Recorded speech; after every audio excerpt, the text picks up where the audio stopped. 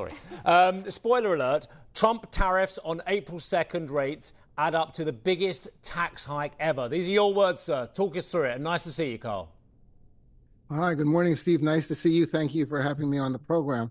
Well, it's just arithmetic, and even I can do arithmetic. We put together a list of all of the countries that Trump cited on April 2nd with the proposed list of tariffs, and we added it up, and we got about a total tariff take applying the rate for each country to the 2024 exports of that country to the United States.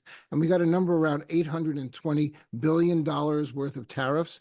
Last night, we updated those numbers to include a 50% tariff on Brazil, which brings the total to $845 billion that these tariffs will extract from taxpayers in the United States, from importers in the United States as their imports cross the border. And that is an average tariff rate of 28%. And at $845 billion, that money has to come from somewhere in the U.S. economy. A tariff is a tax. And this is the biggest tax hike in the history of the United States, as far as I can tell. Carl, and yet, I read your stuff every day, and I really appreciate you sending it. So thank you very much indeed to you and the rest of the team at High Frequency Economics. But inflation is tame at the moment. The jobs picture is okay, albeit loosening at the fraying at the edges at the moment as well. The economy, no great data change as of yet. When does this hit the fan? Well, it starts on August 1st if Trump delivers what he said he's going to promise, which is the only assumption that we can take right now. I know a lot of people believe that he's going to taco, that he's going to back down on the August 1st date. But if he starts these tariffs on August 1st, people will start paying them on August 1st. The price of stuff is going to start to go up.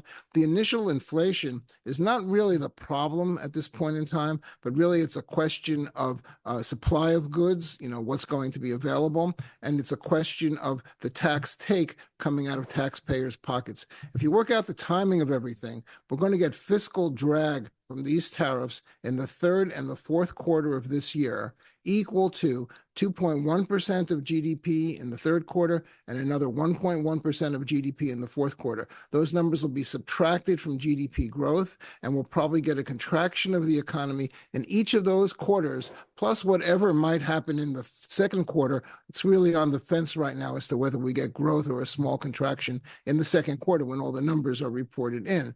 Now, after that, we're then going to get a surge of stimulus in the first quarter of next year as the OBBBA, the One Big Beautiful Bill Act stimulus, hits the economy in the first quarter of next year. So we're going to have a contraction now, an expansion later, a little bit of upward pressure on prices now from the tariffs, some downward pressure from the decline in activity, and then an increase in prices and demand in the first quarter of next year. It's a devilishly difficult scenario for investors to navigate, and I'll add it'll be a devilishly difficult scenario for the Fed to adapt to, as first the economy slows and then it picks up.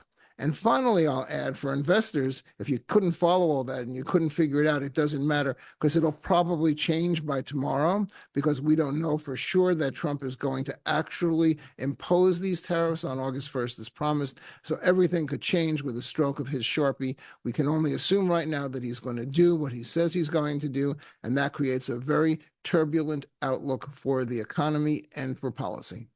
Carl, let me just throw a whole bunch of T words at you, from taco to tactical. I think the president has been quite tactical with these individual letters because it makes it very specific around countries versus this collective fight that we've seen so far. The tit for tat, so what we may see from countries as a result. If it's individual, it feels as though you're going to need very strong nations to stand up to Trump here. Brazil is promising that fight, but I wonder whether others simply roll over, which has implications from an economic standpoint, because if you get the retaliation, that's where the economic story gets more difficult. But if you have countries simply rolling over, then there are different consequences. So just help us out with that thinking. Yeah, so, the tactic is scare the other country into coming to the table to give something back to the United States. That's the basic tactic. It's bullying 101. But Karen, I'm not seeing a lot of successes out there. I mean, we have a term sheet with the UK. That's not a deal yet. We have a term sheet with Vietnam. That's not a deal yet. We have a mutual agreement not to kill each other with China, all right, which is a negotiation and not even a term sheet, all right. And then where are the deals? All right, it's not working. And we heard from Japan's chief negotiator 2 days ago that Japan's not going to sacrifice national interests to make a deal with the United States. We see the EU saying exactly the same thing. You know, Canada, Mark Carney certainly is not rolling over. All right, he's trying to find a common ground, but he's also prepared to fight for Canada's national interests, all right, and to endure the tariffs if that's what it takes to protect Canada's national interests. So I don't see it working. And of course, as President Trump gets cornered more and more into a situation where his tactic is not working, he becomes more unpredictable, and that adds more uncertainty to the market, as we witnessed with Brazil yesterday. So I'm not seeing a lot of success here. They talk a good game, but when you add it all up, I just don't see the money on the table. Carl, we've heard very often in recent weeks that one of the worst case scenarios would be if the services side for the US got dragged into this trade fight. And the reality is Trump is taking the fight when it comes to some of the digital services taxes and in regards to the Brazilians, the way social media policy plays out in that country as well. Could this escalate to services? And if it did, what would that mean? Well, it could escalate to services, and if it escalated to services, it would become even more important.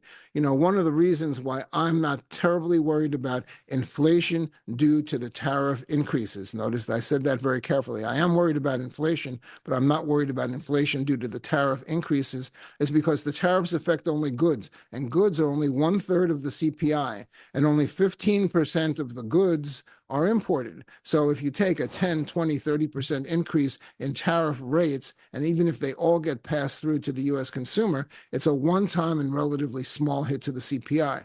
But if you add services in there, then yes, you get a problem. The pushback has been enormous on services taxes. It's very hard to tariff a lot of services that go across the border. So it's not clear that services can easily be dragged into this. But if they were, then the possibility for damage to the world economy becomes even greater.